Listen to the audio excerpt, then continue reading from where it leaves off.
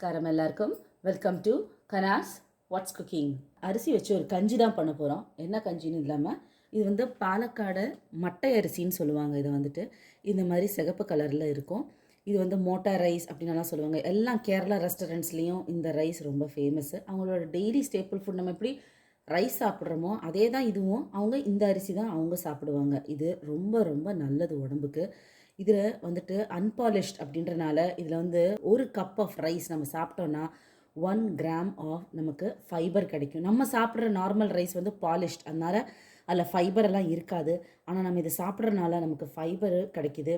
பவுல் மூமெண்ட்டுக்கு ரொம்ப ரொம்ப நல்லது. நமக்கு ஹார்ட்டுக்கு நல்லது.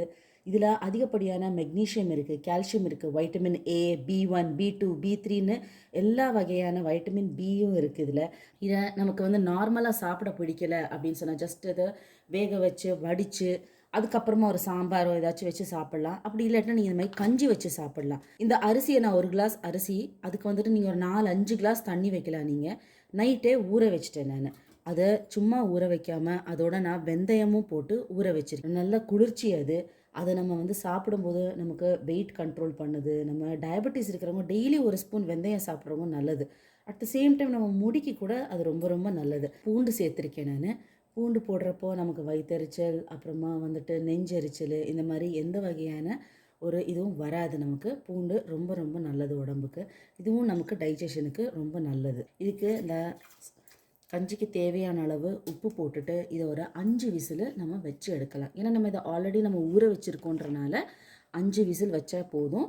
இந்த அரிசி கொஞ்சம் பெருசு, அதனால் இது வேகிறதுக்கும் கொஞ்சம் டைம் பிடிக்கும். அதனால் நார்மலாக நீங்கள் பாத்திரத்தில் வேக வைக்காமல் குக்கரில் வேக வச்சிங்கன்னா சீக்கிரம் ஆகிடும். நம்மளோட இந்த கேரளா மட்டை அரிசி கஞ்சிக்கு நம்ம இதுக்கு 2 விதமான தொட்டுக்கிறது செய்ய போகிறோம். ஒன்று வந்து நம்மளோட செட்டிநாட்டு பருப்பு துவையல், இன்னொன்று வந்துட்டு கேரளா ஸ்டைலு சம்மந்தின்னு சொல்லுவாங்க. சம்மந்தி இஸ் நத்திங் பட் சட்னி, துவையல். செட்டிநாட்டு பருப்பு துவையலுக்கு நமக்கு வந்துட்டு காரத்துக்கு தகுந்தாப்பில் மிளகா, கொஞ்சமாக புளி, ஒரே ஒரு பூண்டு சேர்த்தா போதும். இந்த பக்கம் நம்ம வந்துட்டு இது வந்துட்டு துவரம் பருப்பு, நம்ம சாம்பாருக்கெல்லாம் யூஸ் பண்ணுவோம் இல்லையா, அந்த துவரம் பருப்பு நம்ம அதை 1 ஸ்பூன் சேர்த்துக்கிட்டோம்னா நம்ம இங்கே 2 ஸ்பூன் அளவு உளுந்து சேர்க்கணும். பருப்பு எல்லாத்தையுமே வந்துட்டு கடாயில் போட்டுட்டு ட்ரையாக நம்ம இந்த மாதிரி நல்லா ஃப்ரை பண்ணிக்கணும். கொஞ்சம் இது மணம் வரும், ப்ளஸ் கலரும் மாறும். அந்த சமயத்தில் நம்ம இதை ஆஃப் பண்ணிடணும். பருப்பெல்லாம் கொஞ்சம் வறுபடலைட்னா நல்லா இருக்காது டேஸ்ட்டு. இந்த அளவுக்கு போதும், கறிக்கிற வேண்டாம்.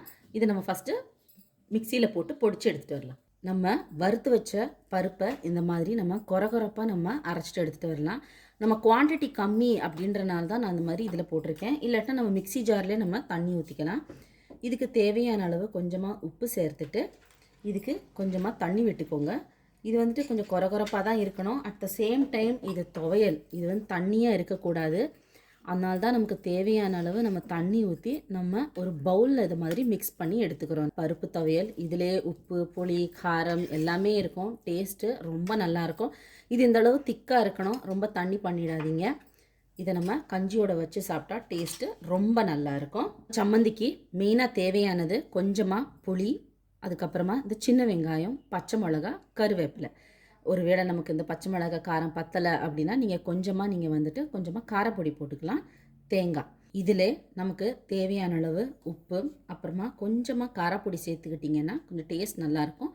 இதை தண்ணி ஊற்றாமல் கொரகொரப்பாக அரைச்சி எடுத்துகிட்டு வரலாம். நம்ம தண்ணியே ஊற்றாமல் நம்ம நல்லா அரைச்சிட்டு வந்துட்டோம். இது இந்த மாதிரி கொரகொரப்பாக தான் இருக்கும். நல்ல உப்பு, புளி, காரம், அந்த பச்சை வெங்காய டேஸ்ட்டோட நம்மளோட சம்மந்தி ரெடி ஆயிடுச்சு. இந்த பக்கம் நம்ம நல்லா தண்ணி ஊற்றி 1 கிளாஸ் ரைஸை நம்ம வேக வச்சுருக்கோம் நம்ம. ஆனால் இந்த பூண்டெல்லாம் முழுசாக இருக்கும். அதை வந்துட்டு நம்ம இந்த மாதிரி பாத்திரத்தில் இந்த மாதிரி நசுக்கி விட்டுட்டோம்னா அதோட ஃப்ளேவரு எல்லாமே இந்த தண்ணியில் இறங்கியிருக்கும். இப்போ நம்ம மத்தியானத்துலலாம் நம்ம கேரளா ரெஸ்டாரண்ட்டுக்கு போனோன்னா நம்ம சாதத்தோடு நமக்கு இந்த சம்மந்தி கொடுப்பாங்க. இன்றைக்கி நான் கஞ்சியோடு நான் கொடுத்துருக்கேன். நான் இதை டேஸ்ட் பண்ணி பாருங்கள். நம்மளோட கேரளா சம்மந்தியும் நம்மளோட செட்டிநாட்டு பருப்பு துவையலும் மினிமம் நம்ம மாதத்தில் ஒரு 2 தடவையாச்சும் சாப்பிட்டோன்னா நமக்கு தேவையான அளவு நமக்கு ஃபைபர், நமக்கு வைட்டமின்ஸ் எல்லாமே கிடச்சிடும். இப்போது உங்களால் இந்த சம்மந்தியும் இல்லை இந்த பருப்பு துவையலும் உங்களால் அரைக்க முடியல அப்படின்னு நினச்சிங்கன்னா, ஏற்கனவே நான் வந்துட்டு தக்காளி தொக்கு ப்ளஸ் மாங்காய் ஊறுகாய் அது வீடியோலாம் அப்லோட் பண்ணியிருக்கேன். அதை நீங்கள் செஞ்சு வச்சுக்கோங்க. அதையும் நீங்கள் இதோட சேர்த்து சாப்பிட்டீங்கன்னா டேஸ்ட்டு ரொம்ப நல்லா. எல்லோரும் ட்ரை பண்ணி பார்த்துட்டு எப்படி இருக்குன்னு சொல்லுங்கள். தேங்க்யூ.